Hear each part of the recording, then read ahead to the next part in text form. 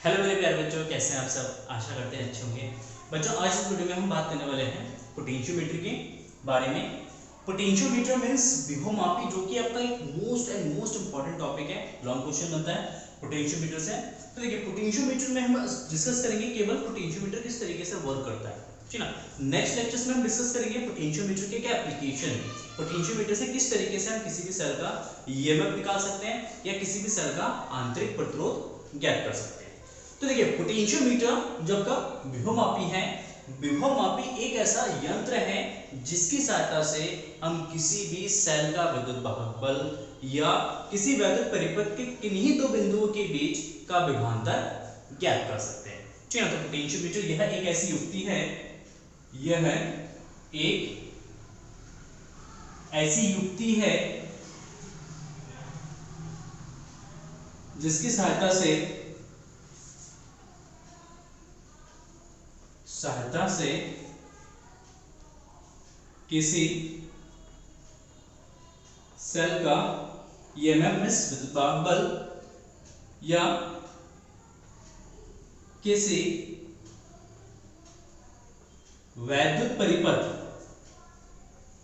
वैद्युत परिपथ के किन्हीं दो बिंदुओं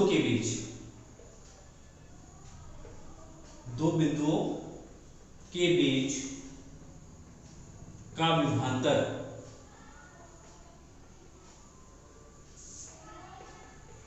ज्ञात किया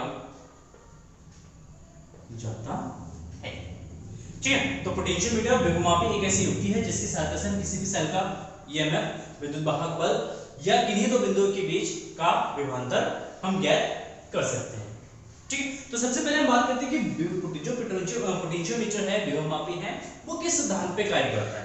तो पोटेंशियोमीटर का जो सिद्धांत है, एक सिंपल सा सिद्धांत है। पोटेंशियोमीटर जो है आपका विभव प्रवणता के सिद्धांत पर कार्य करता है। क्या है? यह है विभव प्रवणता के सिद्धांत पर कार्य करता है। तो सिंपल सा इसका सिद्धांत है कि यह विभव प्रवणता के सिद्धांत पर कार्य करता है। अब यहाँ पे एक टर्म्स आता है कि विभव प्रवणता क्या है। यहाँ पे जो टर्म्स आया है विभव प्रवणता, तो विभव प्रवणता का मतलब क्या है? विभव प्रवणता का मतलब क्या होता है? जैसे फॉर एग्जांपल मान लेते हैं कि हमारे पास एक तार है, जैसे एक तार है, इसकी लंबाई कितना है? L है, और ये दो बिंदु है। इन दोनों बिंदुओं के बीच में हम क्या करते हैं? एक सेल को जोड़ देते हैं। दोनों बिंदुओं के बीच में हम एक सेल को जोड़ देते हैं और ये मान लेते हैं कि ये सेल है, इस सेल का विभवांतर जो है 10 वोल्ट है। जब हमने सेल यूज किया है, इस सेल का जो विभवांतर है वो 10 वोल्ट है। तो इन दोनों बिंदुओं के बीच का जो विभवांतर होगा, बिंदु A और बिंदु B, इन दोनों बिंदुओं के बीच का विभवांतर कितना हो जाएगा? 10 वोल्ट का हो जाएगा। इसका मतलब है कि ये बिंदु जो है पॉजिटिव टर्मिनल के साथ जुड़ा है, तो मतलब ये 10 वोल्ट पर होगा। बी पॉइंट जो है नेगेटिव टर्मिनल के साथ जुड़ा है, इसका मतलब ये 0 वोल्ट पर होगा। क्या होगा? 0 वोल्ट पर होगा। तो अब हम बात करते हैं कि अगर हम A से B की तरफ जाते हैं, मान लेते हैं इसकी लंबाई भी 10 मीटर है। कितना है? 10 मीटर मान लेते हैं। तो अगर हम A से B की तरफ अगर जाते हैं, तो A से B की तरफ जाएंगे तो इसका विभव धीरे धीरे क्या जाएगा? घटता जाएगा। अगेन रिपीट करता हूं कि अगर हम इस परिपथ में A से B की तरफ अगर जाएंगे, तो A से B की तरफ जाने पे इसका जो विभवांतर है वो क्या हो जाएगा? घटेगा। अब इसका जो विभवांतर है वो किसके सापेक्ष घट रहा है? वो दूरी के सापेक्ष घट रहा है, क्योंकि A से B तक जाएंगे तो दूर जाएंगे इससे, जैसे दूर जाएंगे दूरी बढ़ेगी, दूरी बढ़ने से विभव क्या जाएगा? घटेगा। अरे बात समझ में? तो इसका मतलब है अगर विभवांतर या विभव जो है अगर दूरी के सापेक्ष चेंज होता है, दूरी के सापेक्ष अगर परिवर्तित होता है, तो उस परिवर्तन की दर को हम कहते हैं विभव प्रवणता, ठीक है। तो विभव प्रवणता की यहां पे डेफिनेशन लिख देता हूं, विभव प्रवणता। तो विभव प्रवणता का मतलब है कि यदि परिपथ में विभव दूरी के सापेक्ष, दूरी या लंबाई या दूरी के सापेक्ष परिवर्तित होता है,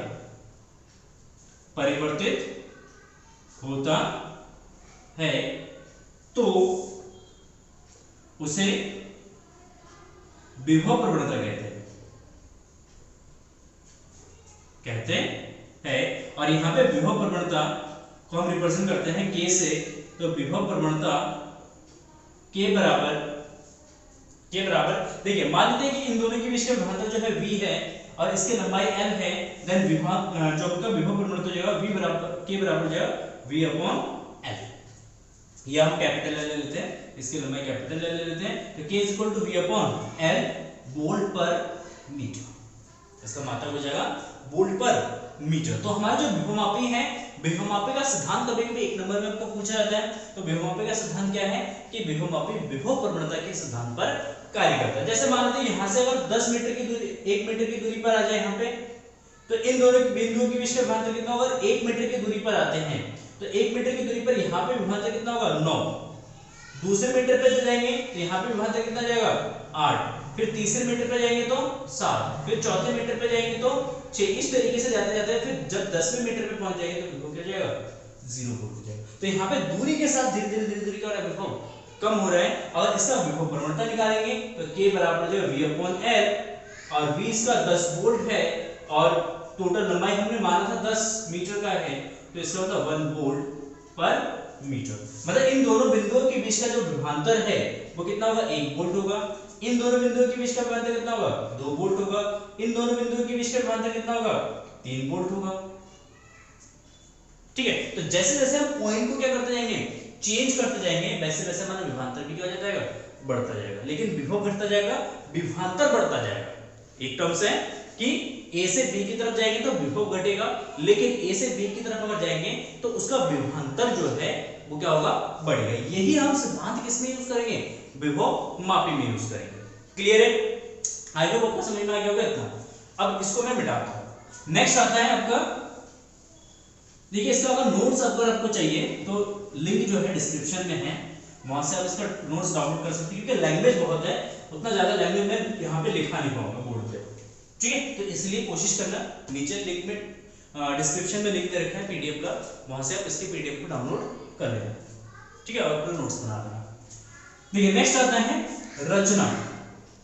किस तरीके का होता है ये? इसका रचना क्या होता है, किस तरीके का होता है? तो बेसिकली जो आपका विभवमापी है पोटेंशियोमीटर है।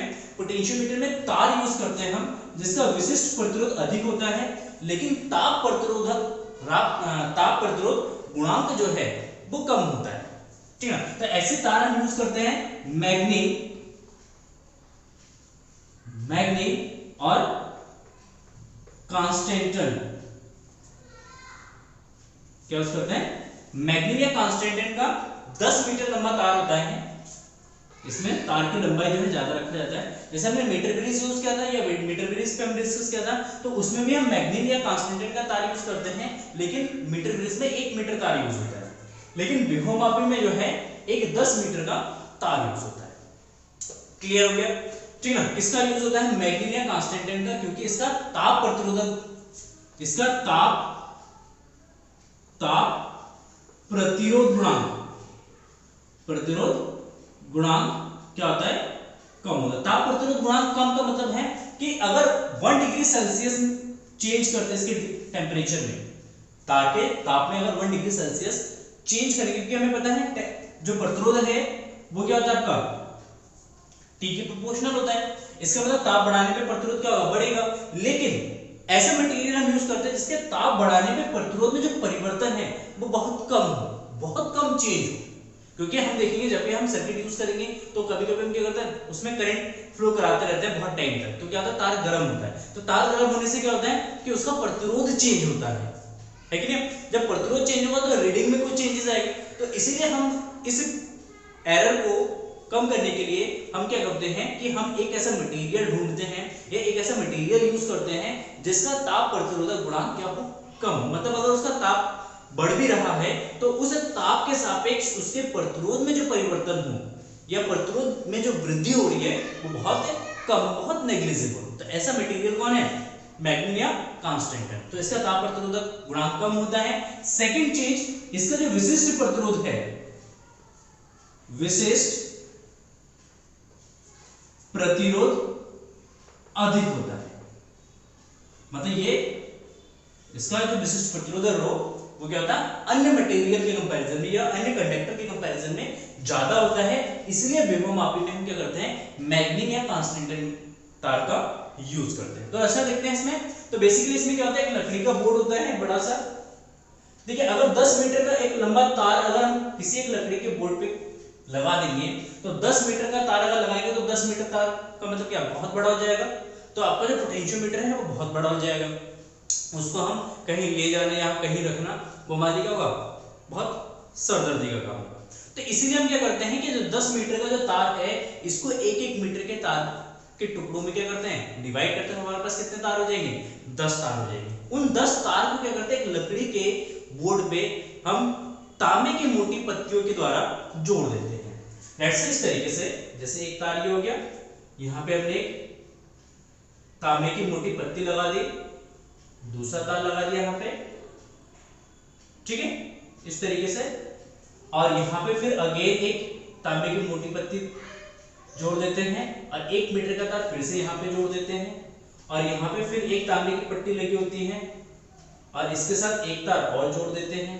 इसी सीक्वेंस में क्या करते हैं, 10 तारों को आपस में जोड़ देते हैं।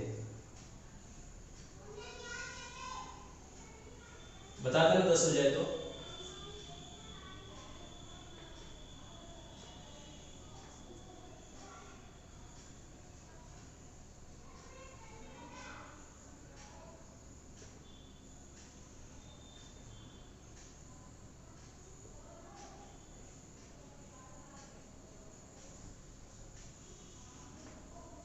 एक, दो, तीन, चार, 5, 6, 7, 8, 9, ठीक है, एक यहाँ पे रहता है।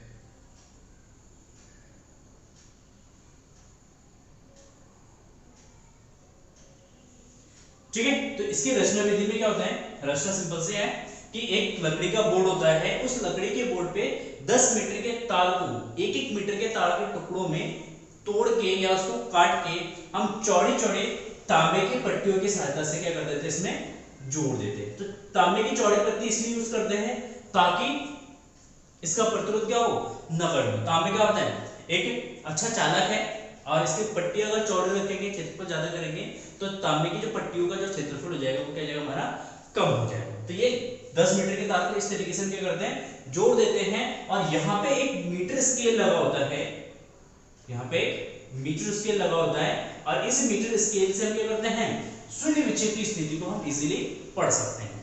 इसके अलावा तार के दोनों सिरों पर दो संबंधक पेच लगे होते हैं। लेट्स से ए पॉइंट है और ये बी पॉइंट है, तो ए और बी सिरों पर क्या करते हैं, दो संबंधक तार जोड़ देते हैं। यह संबंधक पेच लगे होते हैं। इन संबंधक पेचों की सहायता से हम यहाँ पे किसी भी चीज को आपस में क्या कर सकते हैं, कनेक्ट कर सकते हैं। तो बेसिकली सिंपल सा ये डायग्राम है आपका, ठीक। और इसके ऊपर क्या होता है, एक जॉकी लगा होता है। उस जॉकी को इस तार में कहीं भी हम क्या कर सकते हैं, स्लाइड कर सकते हैं। जॉकी का यूज करते हैं हम शून्य विक्षेप की स्थिति प्राप्त करने के लिए, ठीक है। तो ये इसकी संरचना है। अब हम बात करेंगे इसके परिपथ की। परिपथ किस तरीके का होता है, ठीक है, अलग अलग पॉइंट लिखेंगे इसमें, तो आपको कम लिखना पड़ेगा और जल्दी याद हो जाएगा। तो इसका परिपथ देखिए, परिपथ कैसे बनाया जाता है इसका, जब हम एक्सपेरिमेंट करेंगे तो एक्सपेरिमेंट करने के लिए विभवमापी का क्या करेंगे, सर्किट बनाएंगे, ठीक है ना। तो सर्किट में बेसिकली क्या होगा, एक बैटरी होगा, एक सेल होगा, ठीक है, एक गैल्वेनोमीटर चाहिए, हमें कुछ कुंजी चाहिए मतलब कीज चाहिए, ठीक है, और एक धारा नियंत्रक चाहिए।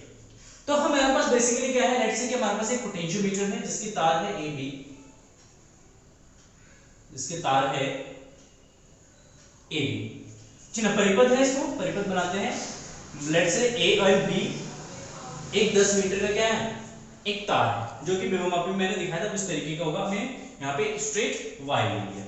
अब इसमें एक प्राइमरी सर्किट होता है जिसमें एक बैटरी कनेक्ट होता है, एक कीज लगे होते हैं, ठीक है, की इधर जोड़ देंगे, और यहाँ पे एक क्या होता है, धारा नियंत्रक होता है, RH क्या होता है, धारा नियंत्रक। धारा नियंत्रक का यूज होता है परिपथ में धारा को कंट्रोल करने के लिए।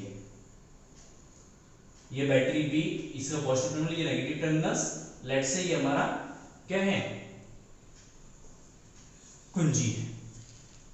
ठीक है, तो ये जो परिपथ है, ये वाला जो परिपथ है, इस परिपथ को हम कहते हैं प्राथमिक या प्राइमरी सर्किट। तो प्राइमरी सर्किट में क्या होता है, एक कुंजी लगा होता है, एक बैटरी लगी होती है और एक धारा नियंत्रक लगा होता है RH, ये केवल कुंजी या के लिख सकते हैं इसको, के कुंजी एंड बैटरी B, जिसका विभवांतर मान लेते कितना है, V है। अच्छा, अब सेकेंडरी सर्किट बनाया जाता है और उस सेकेंडरी सर्किट में हम क्या करते हैं, एक सेल को जोड़ते हैं, एक सेल को जोड़ते हैं और इसके साथ यहां पे एक गैल्वेनोमीटर को जोड़ा जाता है। एक क्या करा जाता है, गैल्वेनोमीटर को जोड़ दिया जाता है इस तरीके से, ये हमारा एक गैल्वेनोमीटर है। अब जब भी इस सर्किट को बनाया जाएगा तो एक चीज आपको हमेशा याद रखना है, इस सर्किट को बनाने के लिए हमेशा आपको एक चीज ये याद रखना है कि जो आपका बिंदु A है वो हमेशा, बिंदु A से हमेशा दोनों बैटरी के पॉजिटिव टर्मिनल्स आपस में क्या होंगे, कनेक्ट होंगे। ठीक है, इस बैटरी के पॉजिटिव टर्मिनल्स को इससे कनेक्ट कर देंगे, इस बैटरी के पॉजिटिव टर्मिनल को यहां पे कनेक्ट कर देंगे। तो पॉजिटिव टर्मिनल जो है बिंदु A से कनेक्टेड होने चाहिए एंड नेगेटिव टर्मिनल जाके बिंदु B से कनेक्टेड होने चाहिए। अगर ऐसा नहीं करेंगे, अपोजिट कर देंगे, तो कभी भी आपको शून्य विक्षेप की स्थिति प्राप्त नहीं होगी यहाँ पे। तो ये हमारा एक वैद्युत परिपथ होता है, ये हमारा है जॉकी। जॉकी के बारे में मैं आपको मीटर बेस में बता चुका हूँ। जॉकी मतलब एक पेन लाइक चीज होता है, जैसे मार्कर है, ये होता है, ऊपर वाला पार्ट कैसा होता है, प्लास्टिक का होता है और अंदर एक पतली सी वायर लगी होती है, ये वायर का होता है, ये जो नोक है ये वायर उसका होता है, मेटल का होता है। इसको हम कहीं पे भी इसके ऊपर क्या कर सकते हैं, खिसका सकते हैं, फिर इसको हम स्लाइड कर सकते हैं और उसको स्लाइड करने के बाद हम क्या निकालते हैं, शून्य विक्षेप की स्थिति निकालते हैं। ठीक हो गया, तो ये हो गया हमारा क्या, ये हो गया हमारा परिपथ, इतना हम लिख देंगे परिपथ के भीतर। क्लियर हो गया। दूसरी चीज यहाँ पे आपको, दूसरी इंपॉर्टेंट चीज आपको याद रखना है कि जो हम बैटरी यूज कर रहे हैं, इस बैटरी का विद्युत वाहक बल इस सेल के विद्युत वाहक बल से हमेशा ज्यादा होना चाहिए। प्रिकॉशंस है, जब भी हम सर्किट बनाएंगे, जब भी हम इसका एक्सपेरिमेंट करेंगे, तो हमेशा आपको ध्यान ये रखना है पॉजिटिव टर्मिनल्स पॉइंट ए से कनेक्टेड हो। दूसरी चीज, जो बैटरी हम यूज करें, इस बैटरी का पोटेंशियल डिफरेंस या इस बैटरी का टर्मिनल पोटेंशियल या इसका ईएमएफ इस सेल के ईएमएफ से क्या होनी चाहिए, ज्यादा होनी चाहिए। अगर इसका ईएमएफ ज्यादा है तो उस कंडीशन में हम शून्य विक्षेप की स्थिति प्राप्त कर सकते हैं। मान लेते हैं कि अगर इसका विभवांतर कम है या ईएमएफ कम है इसके इस सेल से, तो उस कंडीशन में इस पोटेंशियोमीटर में कहीं पे भी आपको शून्य विक्षेप की स्थिति प्राप्त नहीं होगी। तो जब भी आप इस एक्सपेरिमेंट को करते हैं, मान लेते हैं कि कहीं भी शून्य विक्षेप की स्थिति प्राप्त नहीं हो रही है, तो आप दो चीज चेक कर सकते हैं, इस सेल का ईएमएफ और इस सेल का ईएमएफ, देखना दोनों में किसका ईएमएफ ज्यादा है। दूसरी चीज आप चेक कर सकते हैं कि इसका पॉजिटिव टर्मिनल पॉइंट्स ए से कनेक्ट है या नहीं है। ये दो पॉइंट अगर चेक कर लेंगे, दोनों पॉइंट सही है, तो इसका मतलब आपका शून्य विक्षेप की स्थिति कहीं ना कहीं प्राप्त जरूर होगा। ठीक हो गया, क्लियर है। चलिए आगे बढ़ते हैं कार्यविधि में। ये हो गया इसका परिपथ, इसके बाद आता है कार्यविधि, किस तरीके से कार्य किया जाता है। ठीक है ना। तो लेट्स से सबसे पहले हम मान लेते हैं कि इस जॉकी को सबसे पहले हम J1 स्थिति पे टच कराते हैं। यहाँ पे J1 स्थिति पे टच कराते हैं, सबसे पहले हम ये मान लेते हैं, ठीक है। और J1 का जो पोटेंशियल है, माना A J1 के बीच का विभवांतर सेल E के ईएमएफ से कम है, ईएमएफ से कम है। सबसे पहले मान लेते कि J1 जब पोजीशन पे हमने इस जॉकी को टच कराया, तो A और J1 के बीच में क्या बनेगा, एक पोटेंशियल डिफरेंस बनेगा और इसके इन दोनों बिंदुओं के बीच का जो पोटेंशियल डिफरेंस है, मान लेते हैं वो सेल E से क्या है, कम है। फर्स्ट केस है ये कार्यविधि में सबसे पहला पॉइंट, ठीक है। अगर सेल के ईएमएफ से कम होगा तो उस कंडीशन में क्या होगा कि यहाँ पे बैटरी जो है इस सर्किट में करंट फ्लो कराएगा, इस तरीके से इस तरीके से करंट फ्लो कराएगा बैटरी में। अब इन दोनों के बीच का जो पोटेंशियल अगर ज्यादा है, सॉरी पोटेंशियल अगर कम है सेल से, तो उस कंडीशन में ये बैटरी क्या करेगा, ये बैटरी चाहेगा कि यहां से धारा इस दिशा में प्रवाहित हो, सेल चाहेगा धारा जो है इस दिशा में प्रवाहित हो। अब इन दोनों में से जो ज्यादा पावरफुल होगा, इस सिचुएशन में जो ज्यादा पावरफुल होगा, उसके कारण इस सेकेंडरी मतलब द्वितीय परिपथ में या द्वितीयक परिपथ में क्या होगा, धारा प्रवाहित होगा। क्योंकि यहाँ पे A और J1 के बीच का जो विभवांतर है वो सेल के ईएमएफ से कम है, तो इसलिए इस वाले परिपथ में धारा जो है सेल के कारण प्रवाहित होगा। तो द्वितीय परिपथ में धारा सेल के कारण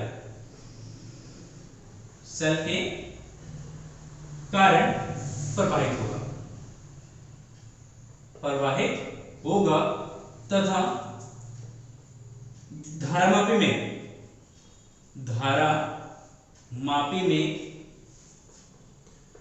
धारा की दिशा क्या होगी, जब सेल के कारण धारा प्रवाहित होगा तो इस तरीके से धारा इसमें जाएगा, ऐसे गया और यहाँ पे फिर धारा इस दिशा में ऐसे फ्लो होगा, क्लॉकवाइज फ्लो होगा। धारा की दिशा क्या, E A J1 G E।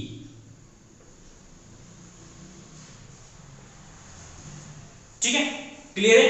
तो इसमें जो धारा है वो E से A पे जाएगा, A से J1 पे, J1 से फिर कहां आएगा, G से होता हुआ फिर बैटरी के नेगेटिव टर्मिनल्स में एंटर करेगा। तो इस तरीके से पूरा एक क्लोज्ड लूप बना देगा। क्लियर हो गया। अच्छा, सेकंड पॉइंट, अब मान लेते हैं कि इस जॉकी को हम टच कराते हैं J2 पोजीशन में।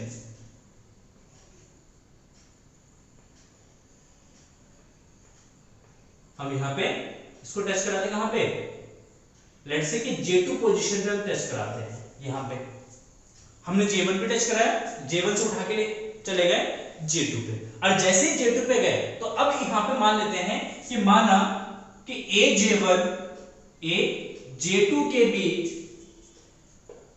का विभवांतर सेल E के विभवांतर से अधिक है। क्या है, अधिक है। क्लियर है। देखिए, इससे पहले जो मैंने आपको विभव प्रवणता बताया था, एक वायर में A से B की तरफ 10 वोल्ट का विभवांतर लगाया था, मैंने क्या कहा था, A से B की तरफ अगर जाएंगे तो विभव आपका कम होगा। क्या होगा, विभव कम होगा। लेकिन अगर A से B की तरफ अगर जाएंगे तो विभवांतर पोटेंशियल डिफरेंस क्या होगा, इंक्रीज होगा। ये 10 वोल्ट पे, ये 0 वोल्ट पे, तो उस कंडीशन में पोटेंशियल डिफरेंस क्या होगा, ज्यादा होगा। तो सेम वही था, इसका डिस्टेंस कम था और यहाँ पे डिस्टेंस क्या होगा, ज्यादा हो गया। A J2 का डिस्टेंस ज्यादा हो गया। जब डिस्टेंस ज्यादा हो गया A J2 के बीच में, तो इसलिए इसका पोटेंशियल क्या होगा, बढ़ जाएगा। ठीक है, तो इसीलिए यहाँ पे A J2 का बीच का जो विभवांतर है वो सेल E के विभवांतर से क्या हो जाएगा, अधिक हो जाएगा।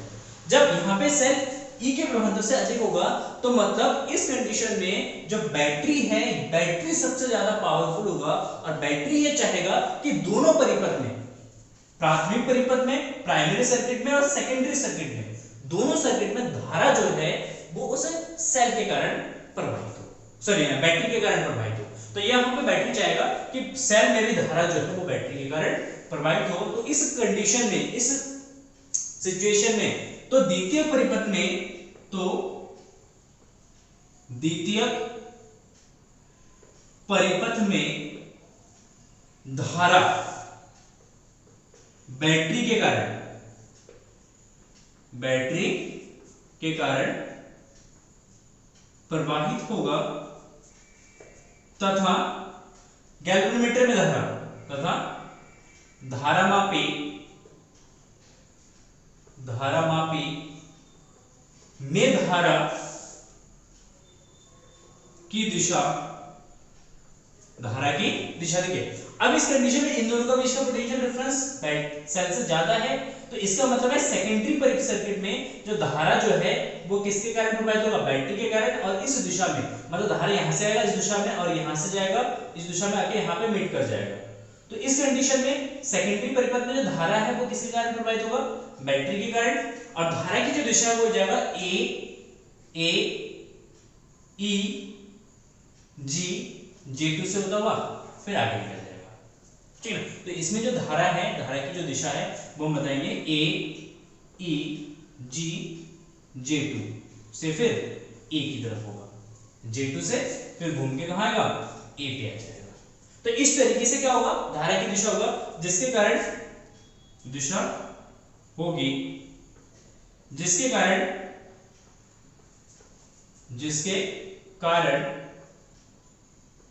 धारामापी में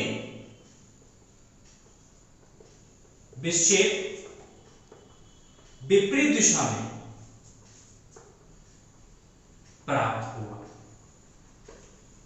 क्लियर है? दोनों पॉइंट को आगे रिपीट करता हूं मैं, ठीक है। पहले की सिचुएशन में विभवांतर कम था तो इसलिए सेल के कारण धारा प्रवाहित हो रहा था द्वितीयक सर्किट में, और द्वितीयक सर्किट में जब सेल के कारण धारा प्रवाहित हो रहा था तो गैल्वेनोमीटर में जो धारा की दिशा है वो क्या था, EA/J1GE, जिसके कारण गैल्वेनोमीटर में धारा इस दिशा में प्रवाहित हो रहा था, और मान लेते समय जो डिफ्लेक्शन है वो इस दिशा में प्राप्त हुआ। सेकंड सिचुएशन में A/J2 के बीच का जो विभवांतर है वो सेल के ईएमएफ से ज्यादा है, सेल के ईएमएफ से या सेल के विभवांतर से ज्यादा है, जिसके कारण अब इस वाले परिपथ में धारा जो है इस बैटरी के कारण प्रवाहित होगा, बैटरी से धारा आया इस तरीके से जाएगा, और गैल्वेनोमीटर में धारा जो है इसके अपोजिट में होगा, इसीलिए इसका जो डिफ्लेक्शन है वो आपका कहां मिलेगा, इसके विपरीत मिलेगा, इसके विपरीत मिलेगा। लेट्स से अगर यहां पे पहले इस दिशा में होता तो गैल्वेनोमीटर में यहां पे धारा इस दिशा में शो करता, तो ये एक दूसरे के क्या होंगे, विपरीत होंगे। क्लियर हो गया? अब इसका मतलब है कि जो शून्य विक्षेप की स्थिति है वो कहीं ना कहीं J1 एंड J2 के बीच में प्राप्त होगा, क्योंकि एक सिचुएशन में डिफ्लेक्शन इस दिशा में है, दूसरे सिचुएशन में डिफ्लेक्शन दूसरी तरफ है, मतलब विपरीत दिशा में, तो इसका मतलब इसके बीच में कहीं ना कहीं हमें क्या मिलेगा, शून्य विक्षेप की स्थिति मिलेगा। तो लेट्स से कि यहाँ पे शून्य विक्षेप की स्थिति कहां मिल रहा है, इस सिचुएशन में यहां पे मिल रहा है हमें शून्य विक्षेप की स्थिति, और यहां पे कोई डिफ्लेक्शन नहीं होगा, कहां पे, J पे मिल रहा है, ठीक है। थर्ड सिचुएशन में माना अब A J के बीच का विभवांतर A J के बराबर, सॉरी विभवांतर सेल के ईएमएफ के बराबर है, सेल के ईएमएफ के बराबर है, तो इस स्थिति में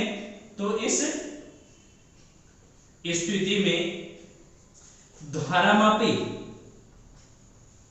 में कोई धारा प्रवाहित नहीं होगा, धारामापी में कोई धारा प्रवाहित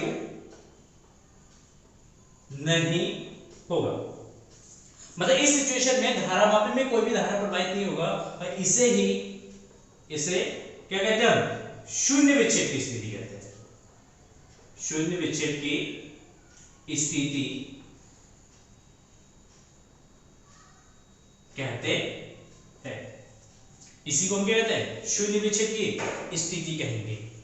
अरे बस समझ में, नल पॉइंट कहते हैं इसको, इंग्लिश में कहेंगे नल पॉइंट, क्योंकि इस सिचुएशन में गैल्वेनोमीटर में कोई धारा प्रवाहित नहीं हो रहा है, गैल्वेनोमीटर में किसी तरीके का कोई भी डिफ्लेक्शन शो नहीं हो रहा है, क्योंकि इस सिचुएशन में A एंड J के बीच का जो विभवांतर है वो सेल के ईएमएफ के बराबर हो गया, मतलब दोनों का पावर यहाँ पे क्या हो जाएगा, बराबर हो जाएगा। मतलब इस पॉइंट पे सेल भी चाहेगा कि यहाँ पे धारा प्रवाहित हो, जैसे ये पॉइंट हो गया A, अब सेल चाहेगा कि धारा इधर जाए, बैटरी चाहेगा धारा इधर आए, लेकिन इन दोनों पॉइंट पे दोनों का जो फोर्स है, जितना फोर्स यहाँ से सेल अप्लाई कर रहा है उतना ही फोर्स ऊपर से बैटरी अप्लाई कर रहा है, तो इस सिचुएशन में यहाँ पे कोई धारा प्रवाहित, ये ना तो ऊपर जाएगा ना नीचे आएगा।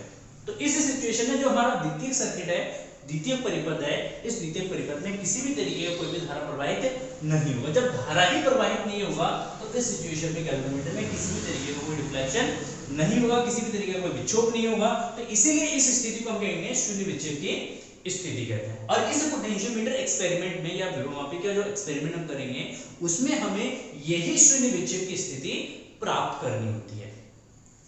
ठीक है, ये हो गया हमारा शून्य विक्षेप की स्थिति, ठीक है, जिसे हम शून्य विक्षेप की स्थिति कहते हैं।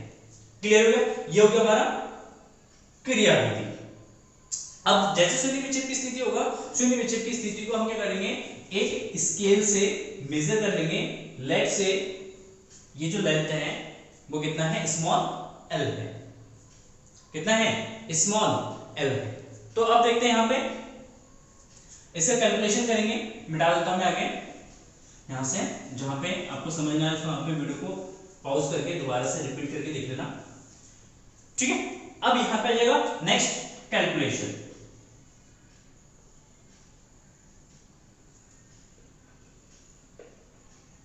गणना अब हम कैलकुलेट करेंगे, क्या कैलकुलेट करेंगे वो देखते हैं। तो इस सिचुएशन में शून्य विक्षेप की स्थिति में, शून्य विक्षेप की स्थिति में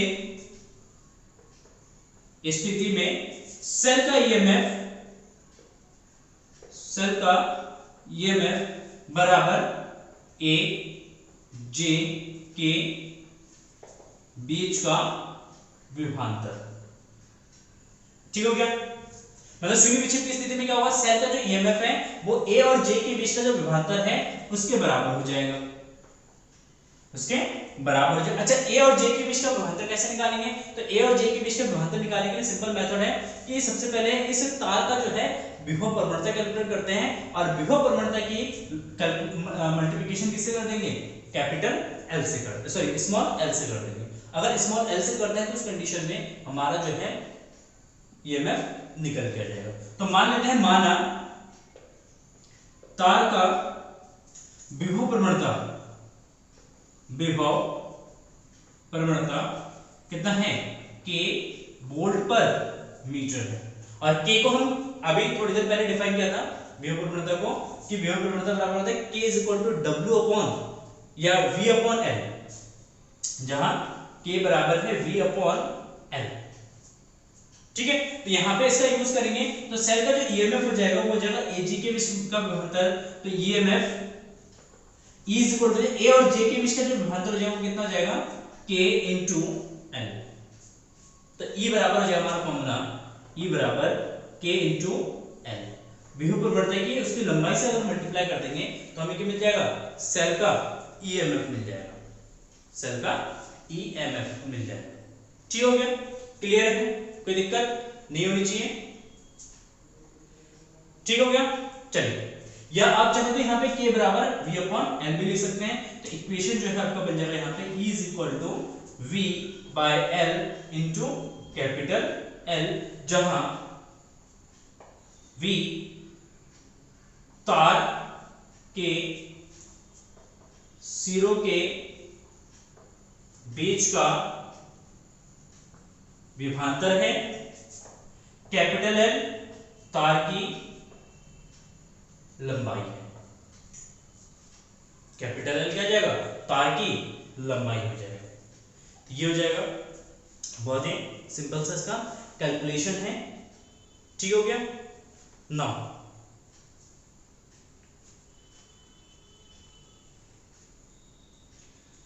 दूसरी चीज देखिए, अब यहां पे विभवांतर v बराबर यूज करते हैं, विभवांतर v बराबर होता है, v बराबर हो जाएगा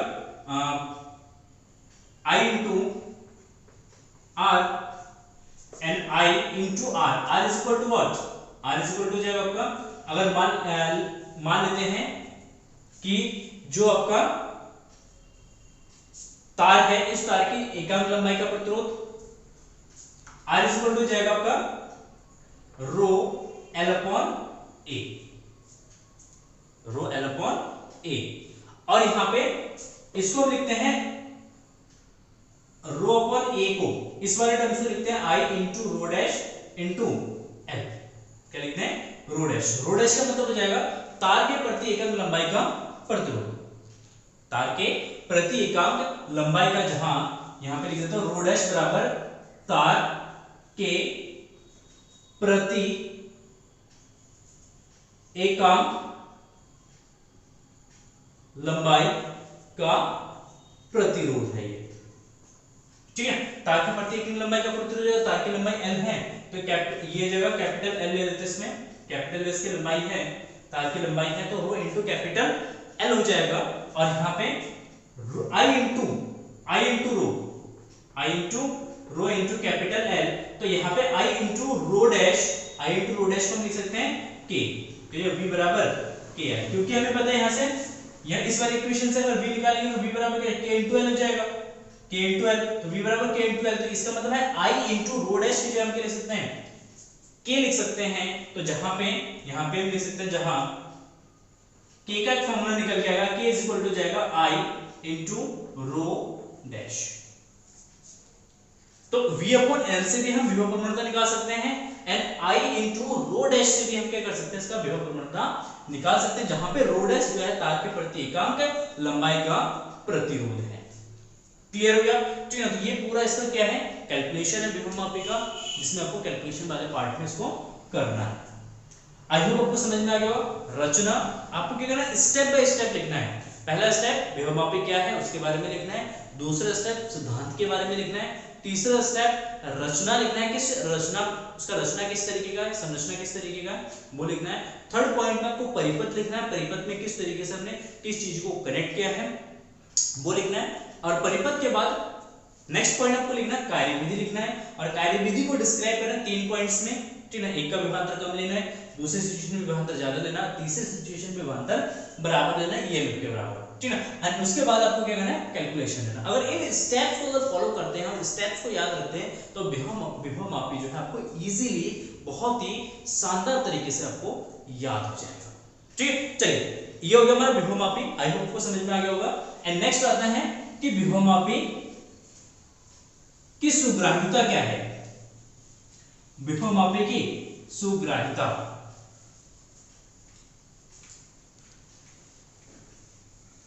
देखिए विभव मापी की सुग्राह्यता को किस तरीके से डिफाइन करते हैं।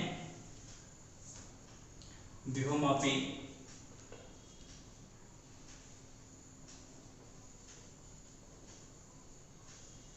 की सुग्राह्यता, सेंसिटिविटी ऑफ पोटेंशियोमीटर, सुग्राह्यता को कहते हैं सेंसिटिविटी ऑफ पोटेंशियोमीटर। देखिए विभव मापी की सुग्राह्यता का मतलब है कि जब भी हम प्राइमरी सर्किट और सेकेंडरी सर्किट में अगर हम बात करते हैं ए एंड बी, ये जो हमारे पास सेल लगा है, ये सेल है, और इसके साथ हमने क्या बनाया, गैल्वेनोमीटर को कनेक्ट किया, और गैल्वेनोमीटर को एक जॉकी जे से कनेक्ट किया। और यहाँ पे इस सिचुएशन में क्या मिल रहा है, हमें शून्य विक्षेप की स्थिति मिल रहा है। मान लेते हैं अगर इस जॉकी को इसके शून्य विक्षेप की स्थिति से थोड़ा सा भी अपनी पोजीशन से इसको डिस्प्लेस करें, थोड़े से अपनी पोजीशन थोड़ा सा क्या करें, इसको विस्थापित करें, चाहे वो उसको इस दिशा में विस्थापित करें चाहे इस दिशा में विस्थापित करें।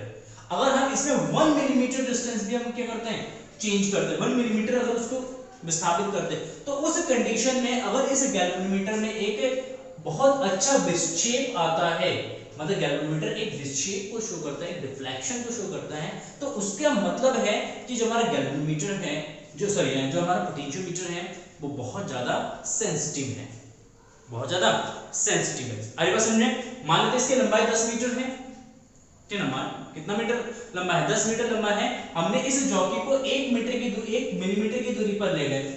अगर इसको 1 मिलीमीटर के डिस्टेंस पर ले जाएंगे तो उस सिचुएशन में भी अगर गैल्वेनोमीटर में एक डिफ्लेक्शन आता है, गैल्वेनोमीटर एक डिफ्लेक्शन शो करता है, तो इसका मतलब है विभव मापी बहुत ज्यादा सुग्राही है, क्योंकि वो 1 मिलीमीटर के डिस्प्लेसमेंट को या उसके शून्य विक्षेप की स्थिति से अगर 1 मिलीमीटर का डिस्प्लेसमेंट है तो उस चीज को भी यह रीड कर सकता है, उस चीज को भी वो डिटेक्ट कर सकता है। तो इसका मतलब है विभव मापी हमारा बहुत ज्यादा सुग्राही है। अगर वो 1 मिलीमीटर डिस्टेंस या 1 मिलीमीटर डिस्प्लेस करते हैं जॉकी को अपने पोजीशन से, और इसको डिस्प्लेस करने के बाद भी गैल्वेनोमीटर में किसी भी तरीके का कोई भी डिफ्लेक्शन नहीं आता है, तो इसका मतलब है कि विभव मापी हमारा उतना ज्यादा सुग्राही नहीं है। ठीक है, उस कंडीशन में क्या करेंगे, हम जब मेजर करेंगे सेल का ईएमएफ मेजर करेंगे या किसी दो पॉइंट के बीच का पोटेंशियल कैलकुलेट करेंगे, तो उस सिचुएशन में बहुत ज्यादा एरर जो है आपके रीडिंग में आएगा, बहुत ज्यादा एरर जो है आपके कैलकुलेशन में आएगा। तो उस एरर को कम करने के लिए हम क्या करते हैं, विभवमापी को बहुत ज्यादा सुग्राही बनाते हैं, ताकि हमारे जो कैलकुलेशन है उस कैलकुलेशन में एरर जो है कम से कम हो। ठीक है, तो इसके लिए क्या करते हैं, सुग्राहिता, ठीक, इसको सुग्राहिता को बढ़ाने के लिए हम क्या करते हैं, सुग्राहिता को बढ़ाने का सबसे फर्स्ट कंडीशन है, फर्स्ट सिचुएशन है कि जो तार है, विभवमापी में जो हम तार यूज करते हैं उस तार की जो लंबाई है वो बहुत ज्यादा होनी चाहिए। लेट्स से यहाँ पे चुना कि ए एंड बी के बीच का विभवांतर 10 वोल्ट का है और इसकी जो लंबाई है वो 10 मीटर है। तो इसका जो विभवांतर जो विभव प्रवणता होगा, विभव प्रवणता जो होगा वो क्या हो जाएगा, v upon L, v upon L. देखिए v कितना 10 बटे एल, एल कितना 10 मीटर, 10 मीटर को मिलीमीटर में कन्वर्ट कर लेते हैं, सेंटीमीटर में कन्वर्ट कर लेते हैं, इसको मिलीमीटर में कन्वर्ट कर लो तो 1 मीटर में 100 सेंटीमीटर होते हैं और 1 सेंटीमीटर में 10 मिलीमीटर होते हैं। तो इससे कैंसिल आउट हो जाएगा, तो इट मींस 0.001 1 2 3 1 वोल्ट पर मिलीमीटर।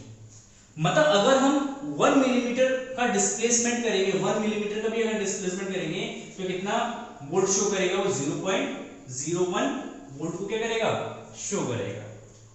अगर हम मान लेते हैं यहाँ पे 1 मीटर का वायर है तो उस कंडीशन में 0.01 वोल्ट पर मीटर का सुग्राही जो इसका विभवमापी का जो विभव प्रवणता है वो कितना जाएगा, v by l, और l ले लेते हैं 1 मीटर, देन 10 बटे 1 into 100 into 10, 0 से 0 कैंसिल हो जाएगा तो 0.01 शो करेगा ये।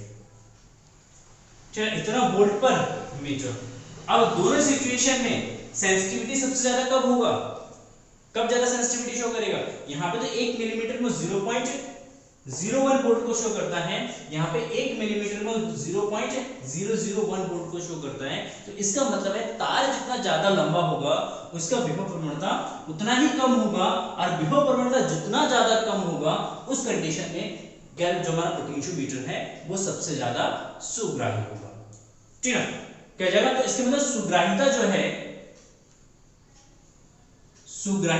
वो प्रोपोर्शनल होता है 1 बाय k के।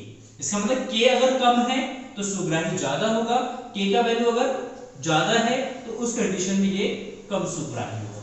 तो जब भी हम पोटेंशियोमीटर बनाते हैं तो हमारी कोशिश यही होती है कि जब हम पोटेंशियोमीटर बनाएं तो उस पोटेंशियोमीटर का जो विभव प्रवणता है वो कम से कम रहे, और विभव प्रवणता जितना कम रहेगा पोटेंशियोमीटर हमारा उतना ज्यादा होगा। इसीलिए जब भी हम पोटेंशियोमीटर बनाते हैं तो कम से कम उसमें 10 मीटर का वायर यूज करते हैं, क्योंकि 10 मीटर का वायर यूज करें, जितना ज्यादा तार लंबा लेंगे उतना ही ज्यादा वो सेंसिटिव होगा। क्लियर है? तो सेंसिटिविटी को बढ़ाने के लिए हम क्या करते हैं, विभवमापी के तार को बढ़ा देते हैं, तार की लंबाई को हम बढ़ा देते हैं।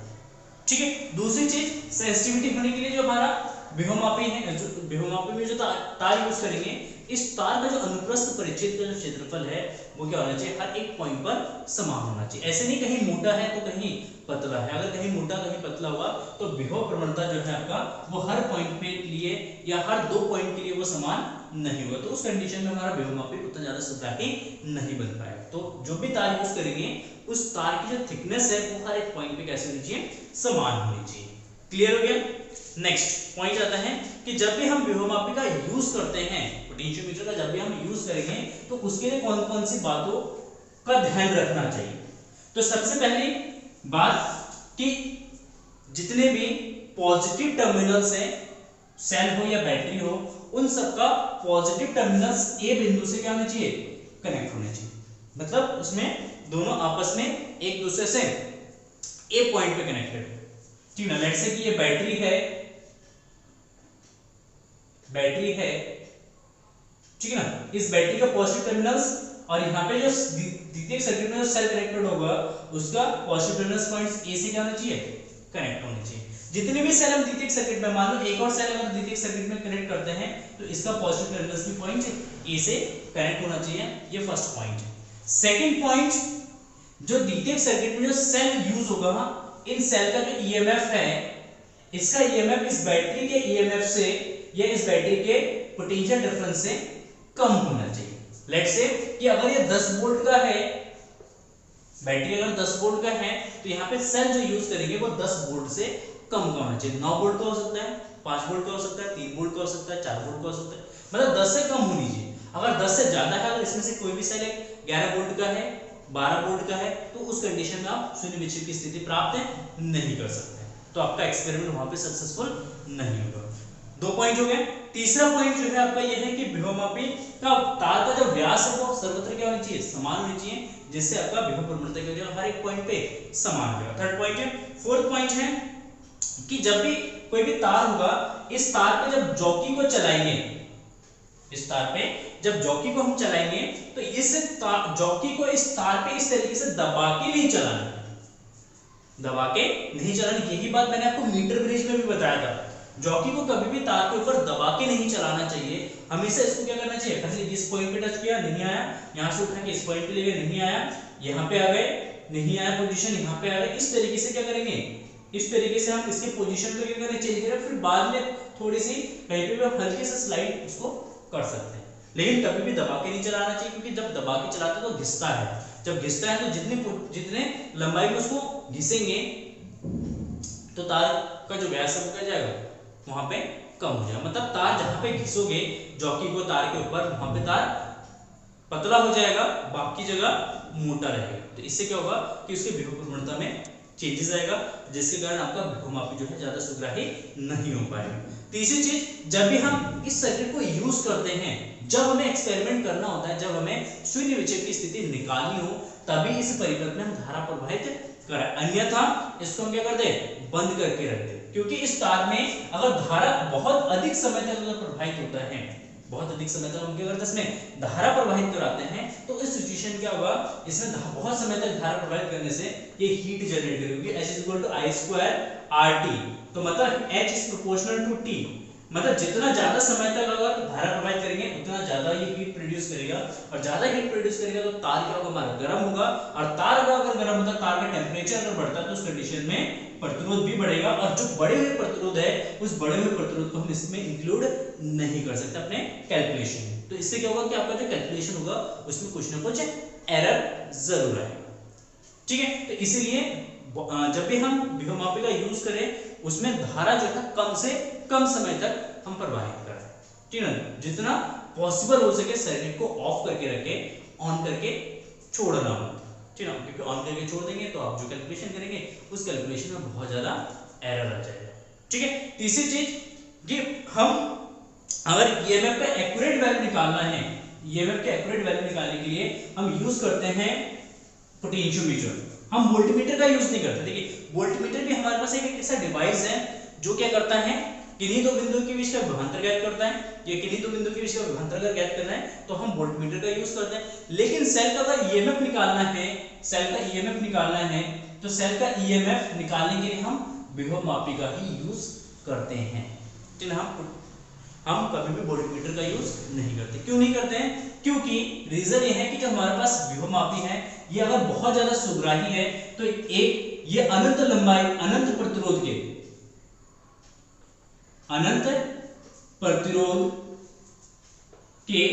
वोल्टमीटर के जैसा काम करता है,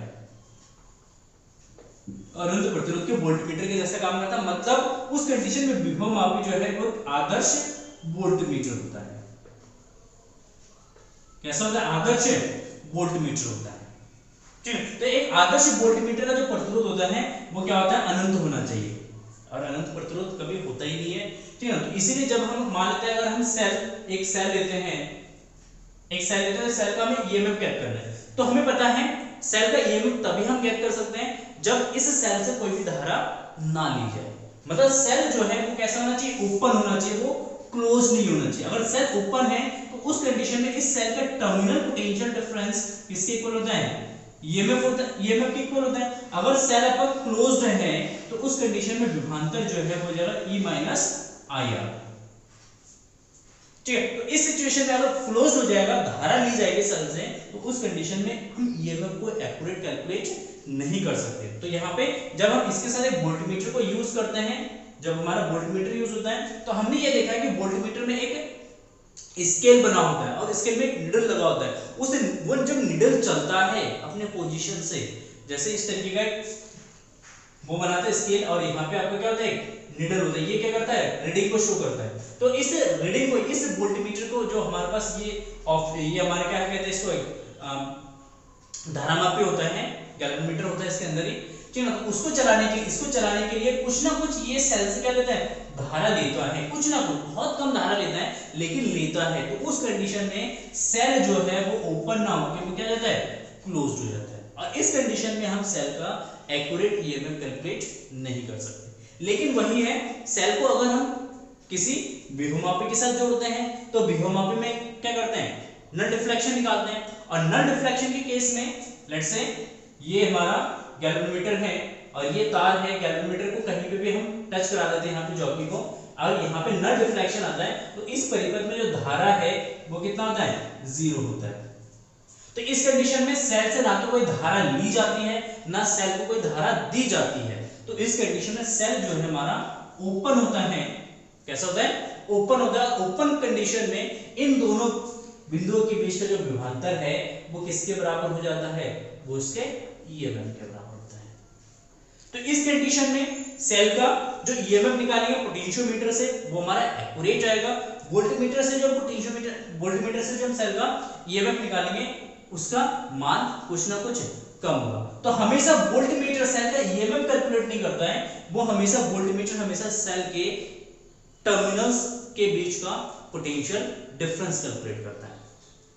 अगेन रिपीट करता हूं, वोल्टमीटर हमेशा सेल के दो टर्मिनलों के बीच का पोटेंशियल डिफरेंस कैलकुलेट करता है, पोटेंशियोमीटर हमेशा सेल का ईएमएफ कैलकुलेट करता है। तो इसलिए एक विभवमापी जो है वो एक आदर्श वोल्टमीटर के जैसा काम करता है, और हम एक्सपेरिमेंट में क्या करते हैं, विभवमापी का ही यूज करते हैं। लेकिन आप कहेंगे सर फिर हम विभवमापी का यूज क्यों नहीं करते, हम हमेशा वोल्टमीटर का यूज क्यों करते हैं? क्योंकि वोल्टमीटर को यूज करना बहुत आसान है। वोल्टमीटर का यूज या वोल्टमीटर को कोई भी यूज कर सकता है, चाहे वो एक 5th स्टैंडर्ड का स्टूडेंट है, चाहे वो ग्रेजुएशन का स्टूडेंट है, वो हर कोई कर सकता है। लेकिन जब भी पोटेंशियोमीटर की बात आती है तो पोटेंशियोमीटर को कैलिब्रेट करना, उसमें शून्य विचलन की स्थिति करना, एक तो वो टाइम को कंज्यूम करता है, बहुत ज्यादा टाइम लगता है उसमें, दूसरी चीज उसको यूज करना थोड़ा सा क्या होता है, डिफिकल्ट होता है। तो इसलिए हम ज्यादातर समय में वोल्टमीटर का यूज करते हैं, विभवमापी का यूज नहीं करते हैं। ठीक है, क्लियर है? तो वोल्टमीटर हम विद इन अ सेकंड हम रीडिंग पता कर सकते हैं। विभवमापी का यूज करेंगे तो आपको कम से कम 1 या 1.5 घंटे का टाइम चाहिए होगा किसी सेल का ईएमएफ कैलकुलेट करना या किसी दो बिंदु के बीच का विभवांतर कैलकुलेट करने के लिए 1 या 2 घंटे चाहिए। वही वोल्टमीटर आपको विद इन 10 सेकंड 15 सेकंड या ज्यादा से ज्यादा 1 मिनट के अंदर आपको रीडिंग दे देते हैं। तो इसका मतलब है वोल्टमीटर को यूज करना इजी है, वो टाइम को कंज्यूम नहीं करता है। विभवमापी का यूज बहुत ज्यादा है, मतलब यूज बहुत ज्यादा डिफिकल्ट है, बहुत कठिन है। दूसरी चीज वो टाइम को ज्यादा कंज्यूम करते हैं, इसलिए हम वोल्टमीटर का यूज करते हैं, विभवमापी का यूज नहीं करते हैं। आई बात समझ में? ठीक है, क्लियर है? तो आई होप आपको विभवमापी समझ में आ चुका है। नेक्स्ट वीडियो में हम डिस्कस करेंगे विभवमापी के अनुप्रयोग के बारे में। ठीक है, फिर मिलते हैं नेक्स्ट वीडियो में। तब तक के लिए आप इस वीडियो को देखिए, जहां समझना है वहां पे आप वीडियो को रिमाइंड करके देखना, रिपीट करके देखना, ठीक ना। और प्लीज आपसे रिक्वेस्ट है वीडियो को कभी भी डाउनलोड करके मत देखना, वीडियो को ऑनलाइन जरूर देखिए। Thank you for watching this video and have a nice day, bye bye.